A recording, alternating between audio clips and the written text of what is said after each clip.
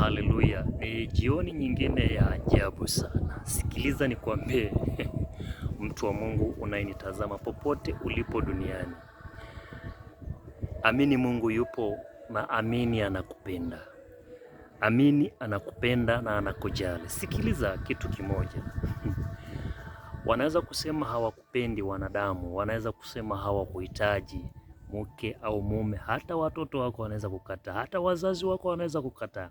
Lakini nina habari njema kwako. Pamoja na dhambi zote na shida zote tunazofanya mbele za Bwana, lakini anatupenda sana. Anaturejesha kwa upendo. Sikiliza, Mungu anakupenda mno. Hilo tatizo lako Mungu analijua na anakupenda.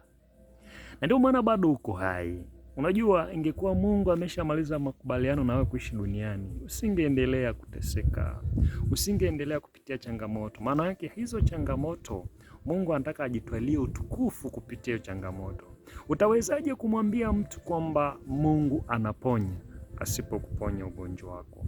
Endelea kumwamini Mungu na endelea kuomba, atakuponya huo ugonjwa na atakutoa kwenye hayo matatizo. Endelea kutia nia ndani yako ya kuomba na utamuona Mungu. Sikiliza nikwambie, habari njema nyingine ni hii, ni kwamba Jumamosi hii ya tarehe 29 tuna kongamano la maombi na kumsifu Mungu.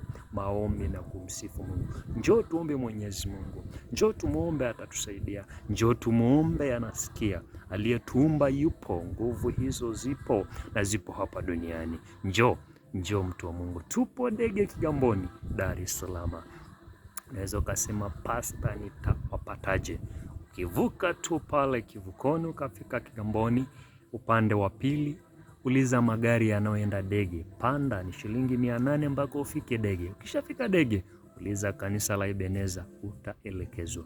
Linafahamika. Mungu akubariki na Mungu akutunze. Namba zetu za simu utaziona pembeni ya hiyo video, na utupigie tukupokee. Tunakupenda, lakini Mungu anakupenda zaidi.